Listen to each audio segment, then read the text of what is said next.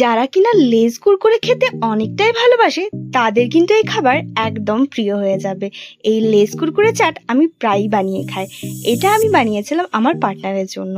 চলো কি কি দিয়ে বানিয়েছি দেখে নিই। প্রথমে কুরকুরে দিয়েছি, বিঙ্গো দিয়েছি, blue less, yellow, red, green, blue, যতগুলো লেস পাবে, যা যা তোমাদের হাতের কাছে অ্যাভেলেবেল থাকবে সমস্ত কিছু দিয়ে বেশ ভালো করে একটু ছোট ছোট করে ভেঙে নেবো। তারপরে তার মধ্যে ছোট্ট ছোট্ট করে কেটে রাখা পেঁয়াজ কুচো, একটুখানি কাঁচা লঙ্কা, চাইলে একটু টমেটোও দিতে পারো, তার সাথে একটু পাতিলেবু, একটুখানি চিলি ফ্লেক্স, একটু বিট নুন, একটুখানি চাট মশলা আর সাথে সস। তারপরে আর কি বেশ ভালো করে সেক করে নিলেই আমাদের এই লেস কুরকুরের চাট একদম রেডি। খেতে কিন্তু একদম সুপার। একটা জিনিস আমি স্কিপ করেছি, সেটা তোমরা দিতে পারো, সেটা হচ্ছে আলু সেদ্ধ।